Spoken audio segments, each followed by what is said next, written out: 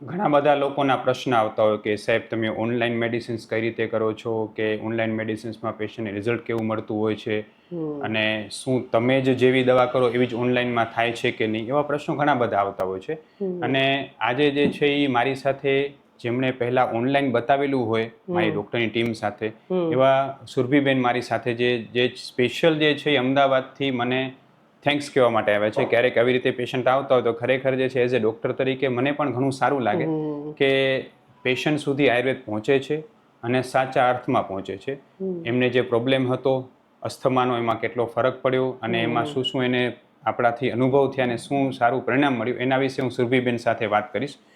જય શ્રી કૃષ્ણ બેન. જય શ્રી કૃષ્ણ. બોલો સર. બેન શું નામ તમારું પૂરું? સુરભીબેન જયેશકુમાર શુક્લ, ક્યાંથી આવો છો? અમદાવાદથી. અમદાવાદથી. બોલો સુરભીબેન, શું તકલીફ હતી તમને? મને 2008થી એલર્જીક અસ્થમાની તકલીફ હતી.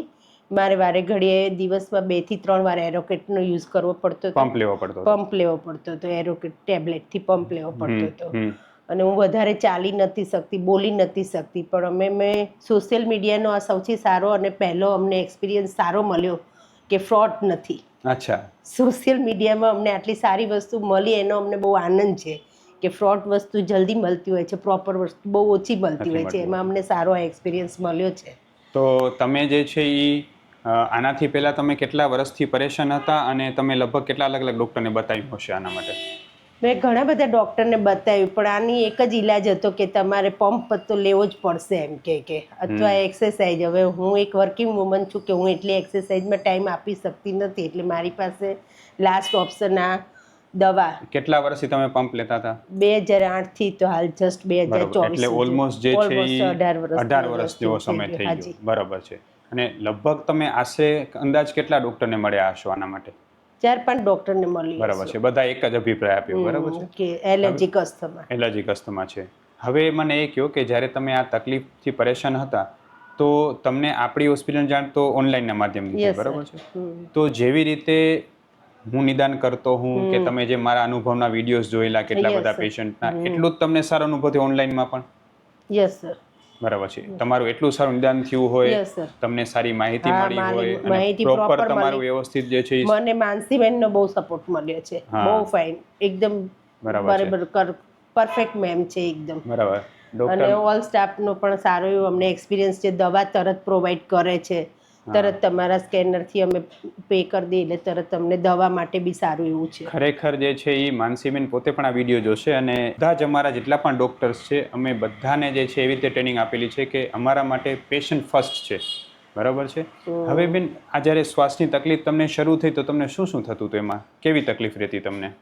એમ સખત ઉધરસ આવવા લાગે, પછી શ્વાસ ચડવા માંડે, હું બોલી ના શકું, સૂઈ ના શકું. એસીનો તો યુઝ કરી શકતી, અત્યારે હું એસી યુઝ કરી શકું છું, એસીમાં સૂઈ શકું. પહેલાં હું એસીમાં નથી સૂઈ શકતી. અને પછી મારે તરત આમ સીડી ચડું તો મને શ્વાસ ચડી જતો, વધારે વોકિંગ ના કરી શકતી, તરત મારે એરોકેટ લેવી પડતી હતી. એટલે થોડું સારું લાગતું હતું. બટ આ દવાથી મને એરોકેટમાંથી છુટકારો મળ્યો છે કે હવે મારે ટેન્શન નથી કે ક્યાંય બહાર જવું તો એરોકેટ લેવી પડશે કે સાથે લેવી પડશે. દિવસમાં તમે પેલા કેટલી વખત લેતા? 2 થી 3 વાર લેવી પડતી. 2 થી 3 વાર લેવું પડતું ને હવે અત્યારે કેટલી વાર લેવી પડે? નથી લેવી પડતી. કેટલા મહિનાથી બંધ થઈ ગઈ? ખાસા 2-3 મહિનાથી બંધ થઈ ગઈ. આપણી દવાને કેટલા મહિના થયા હાલ? અમે લાસ્ટ એપ્રિલમાંથી ચાલુ કરી હતી. મેં ડેટ લખી રાખી હતી એપ્રિલથી આ જસ્ટ નવેમ્બર ડિસેમ્બર, એટલે ઓલમોસ્ટ 6 મહિના જેટલો સમય થઈ ગયો. એમાં પણ તમારો પંપ જે છે કેટલા દિવસમાં છૂટી ગયો હતો?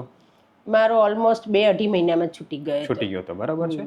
અને તમને પહેલા કરતા ઘણું બધું સારું લાગે છે? ઘણું બધું. જે એલર્જી હતી સ્કિનની ને આંખમાં ખંજોડ આવતી હતી એ તો પહેલા 3-4 ડોઝ દવા લીધી એમાં જ મટી ગયું હતું. બરાબર છે. એ તો મારી શરૂઆત હતી એટલે એ તો મટી જ ગયું. પણ આ મારે 2-2.5 મહિના પછી મારે પંપ બંધ થઈ ગયું. બરાબર છે. અને એના સિવાય તમે જે છે એ આ લાંબા સમયથી પરેશાન હતા તો સમજો તમે 18 વર્ષ થઈ ગયા, બરાબર છે? રોજ તમારે જે છે એ પંપ 2 થી 3 વાર લેવા પડે, હલનચલન કરો તો વધારે તકલીફ થઈ જાય અને વધારે પણ ડોઝ લેવા પડે. એલર્જી સતત રહે, ઠંડકથી મુશ્કેલ થાય, કફ થઈ જાય ત્યારે વધારે વાર લેવું પડે. બરાબર ને? આપણી દવા શરૂ કરી અને જેટલી ઝડપથી લાગુ પડી એટલી દવા કોઈ લાગુ પડી છે ઝડપથી? ના સર, નથી પડી. નહીં ને? અને મને એ પણ કહો કે આયુર્વેદ દવાથી તમારો અનુભવ શું રહ્યો, તમારા શરીરમાં જે ફેરફાર તમને શું અનુભવવાના એ પણ કહો. મને તો હું આયુર્વેદિકમાં બિલીવ કરું જ છું, કારણ કે હું મારા પપ્પાને બી થોડા કહીશ કે મારા પપ્પા પોતે બી હા, આયુર્વેદિક આયુર્વેદ ડોક્ટર છે, એટલે હા. મને આયુર્વેદિક દવાનો પૂરો ભરોસો છે. અને તમારા જેવા ડોક્ટર મને મળ્યા અને પ્રોપર ગાઈડન્સ મળ્યું એટલે મને ખૂબ આનંદ થયો.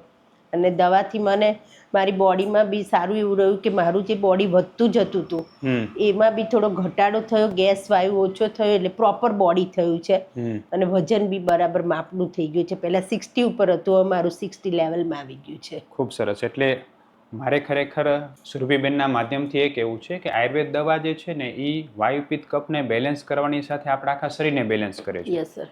એલર્જીની પ્રોબ્લેમ કોઈને પણ હોય તો એનું મેઇન રીઝન છે લોહીમાં સતત કફ બનવો. જ્યાં સુધી આપણે લોહીમાં કફ બનવાની પ્રક્રિયાને અટકાવતા નથી, એને ઠીક કરતા નથી, ત્યાં સુધી સતત કફ બન્યા જ રાખવાનો છે અને સતત એલર્જીની ગોળી દવા પંપ જે છે એ જરૂર પડવાની છે. આપણે શું કરીએ છીએ, આપણે સૌથી પહેલાં એ જોઈએ છીએ કે ખોરાકમાંથી કફ બનવાની પ્રક્રિયા જ ઓછી થઈ જાય, જેથી જે છે ફેફસામાં કફ જમા ન થાય, નાકમાં કફ જમા ન થાય અને ધીરે ધીરે અસ્થમા જે છે ઓછો થતો જાય અને એલર્જીની કન્ડિશન લોહીમાંથી ઘટતી જાય. તો આપણો મેઇન ફોકસ છે લોહીનો કફ ઓછો થવા ઉપર. જ્યારે બીજા બધામાં પથીમાં શું હોય છે કે ખાલી જે છે એ ટેમ્પરરી પંપ કે સ્ટીરોઇડ લઈ લીધું અને તમારા ફેફસા પોડા થઈ ગયા, તમને થોડુંક સારું લાગ્યું કે ગોળી લઈ લીધી અને થોડીક એલર્જી ઓછી થઈ ગઈ. Yes sir. મારે એલર્જીમાં દવા એવું જ થતું હતું કે હું એલર્જીની દવા લેતી હતી તો થોડો ટાઈમ સારું રહે, પછી પાછું થઈ જાય, વળી મારે એલર્જીની દવા લેવી જ પડતી હતી. અને બેન તમને સ્કિનમાં પણ એલર્જી થતી, એમાં શું થતું હતું? બહુ ખંજવાળ આવતી હતી. બરાબર છે. હવે આ પણ હું લોકોને કહેવા માંગીશ કે ફેફસામાં જ્યારે તમે એલર્જીને મટાડતા હો છો, દવાઓથી એલર્જી ફેફસામાં જો દબાઈ જાય તો એ સ્કિનમાં રિફ્લેક્ટ થવા માંડે અને સ્કિનમાં ખંજવાળવા માંડે, કારણ કે ઓલમોસ્ટ બે વસ્તુ સેમ જ છે. એટલે ઘણા બધા પેશન્ટને એવું હોય કે ફેફસામાંથી શ્વાસ ઓછો થઈ જાય તો સ્કિનમાં પ્રોબ્લેમ વધી જાય, સ્કિનમાં ઓછું થાય તો ફેફસામાં પ્રોબ્લેમ વધી જાય. પણ આ બંને પ્રક્રિયા માત્ર ને માત્ર લોહીના કફને કારણે બને છે અને આપણે લોહીનો કફ ન મટાડીએ તો આ બંને પ્રક્રિયા કોઈથી મળતી હોતી નથી. બેન, તમારો અનુભવ જે છે એ તમે કીધું કે ભાઈ સ્ટાફનો સપોર્ટ સારો રહ્યો, તમને સારી સેવા મળી, ડૉક્ટરનો સપોર્ટ સારો રહ્યો, બરાબર છે. તો તમે એવા ઘણા બધા પેશન્ટ હશે બેન કે જે લોકો એવું વિચારતા હશે કે અરે ઓનલાઈન દવા કરાવી શકાય, શું થઈ શકે? ઓનલાઈન દવા કરવાનો એકમાત્ર ઉદ્દેશ અમારો એ છે કે લોકો સુધી સાચું આયુર્વેદ પહોંચે. જે અત્યારે લોકો ફ્રોડમાં છેતરાય છે, ખાલી દવા જોઈને, વિજ્ઞાપન જોઈને ખાલી દવા લઈ લે છે એમને, જેનું નિદાન સાચું નથી થતું હતું. અમે બેનને લગભગ બેન અમે મારા ડૉક્ટર માનસીબેને તમને કેટલા કલાક સુધી પૂછ્યું હતું? કેટલી બધી વાર, ખાસો કલાક, 1.5 કલાક ફોન. 1 થી 1.5 કલાક એની પ્રોપર હિસ્ટ્રી લેવાની, બરાબર છે. તમારી દરેક વસ્તુના રિપોર્ટ ચેક કરી અને પછી દવા આપી. અને લોકો શું અને હર વીકમાં એમનો ફોન ફોલોઅપ માટે આવતો તો, હર વીકમાં આવતો તો, મેમ કેવું છે, કેવું છે, કઈ બી તકલીફ હોય તો કહેજો, કેવું છે, કેવું છે. હું ડૉક્ટર વિશાલ પંડ્યા, એક એમડી આયુર્વેદ ડૉક્ટર છું. મેં મારો 10 વર્ષ સુધીનો એમડી આયુર્વેદનો અભ્યાસ જામનગરની વિશ્વ પ્રસિદ્ધ આયુર્વેદ કોલેજમાંથી કરેલો છે. 2011થી એટલે કે છેલ્લા 13 વર્ષથી હું ગાંધીધામ કચ્છ ખાતે NABH માન્યતા પ્રાપ્ત પંચકર્મા આયુર્વેદ હોસ્પિટલ ચલાવું છું. અમે લોકોએ આયુર્વેદ સારવારથી હજારો દર્દીને સાજા કર્યા છે. તેના વિડીયો રિવ્યૂ અમારા આ જ ફેસબુક, ઇન્સ્ટાગ્રામ કે યુટ્યુબ ચેનલ ઉપર છે, જે જરૂર જોવા અને જાણો કે કેવા કેવા જૂના રોગો કેટલા ઝડપથી સાજા થયા છે. અમે 2 રીતે સારવાર કરતા હોઈએ છીએ. સૌથી પહેલાં તો કચ્છ કે એની આસપાસના દર્દીઓએ હોસ્પિટલમાં રૂબરૂ બતાવવા માટે આવવું, અને બીજું કચ્છથી દૂર રહેતા દર્દીઓ માટે ઘર બેઠા ઓનલાઈન દવા પણ મંગાવી શકે છે. વધુ માહિતી માટે નીચેના નંબર ઉપર હાય લખીને વોટ્સએપ કરો, એટલે તમને ફીસ કેટલી છે, કોર્સ કેટલો કરવો પડશે વગેરે માહિતી વોટ્સએપમાં મોકલી આપશું. એટલે ખાસ અગત્યની વાત એ છે કે લોકો માત્ર ને માત્ર એવા વસ્તુથી ન છેતરાય કે ભાઈ તમે કોઈ દવાની એડ જોઈને તમે દવા મંગાવી લીધી અને પછી ખબર પડે કે આ દવા તો કામ જ નથી કરતી. આયુર્વેદની દવા એના પ્રોપર નિદાનથી કામ કરે છે. સાચી રીતે નિદાન થવું અતિશય જરૂરી છે અને જેના માટે અમે પેશન્ટને સંપૂર્ણપણે અમારા બધા ફોર્મેટ્સ છે એ બધું પૂછી છે અને આધારે નિદાન કરતા હોઈએ છીએ. બેન, તમને કોઈ પણ ક્ષણે એવું લાગ્યું કે તમારી જે ટ્રીટમેન્ટ્સ છે એ મારા ગાઈડન્સમાં કે મારા ઓલા વગર પ્રોપર નથી થતી, એવું ક્યારે લાગ્યું તમને? નહીં ને? તમને એવું જ લાગ્યું કે અત્યારે જે મારી સાથે બેસીને તમે જે અનુભવ કરો છો એ જ તમે અનુભવ કરતા હતા? અને તમારી કેર જે લેતા હતા બેન, ફોલો, એ તમને કેવું લાગ્યું? એ બી બહુ સારું લાગતું હતું. એ પોતે તો રિવ્યુ આપતા જ હતા. એમને હું કઈ બી તકલીફ કહું તો એ તરત કહેતા હતા કે સર જોડે વાત કરીને પછી તમને આની પોતે નિર્ણય લેતા જ નહોતા કે પોતાનો એક્સપિરિયન્સ મારા ઉપર ફોલો નહોતા કરતા કે ભાઈ મને બી થોડી ખબર પડે છે, હું કહું એમ પણ ના, એમ કે ના સરને પૂછી સર કહેશે એ પ્રમાણે આગળ ચાલે. કારણ કે બેન અમે એવું રાખ્યું છે કે કોઈ પણ પેશન્ટની સારવાર અંડર ગાઈડન્સ મારા નેજા હેઠળ થવી જોઈએ અને મારા ના આંખ નીચેનો કે હંમેશા પસાર થયેલો હોવો જ જોઈએ, તો ને તો જ જે છે મેં આટલું પ્રોપર વસ્તુ ડિલિવર કે જે અહીંયા છે એ સેમ બાય છે ઓનલાઈન.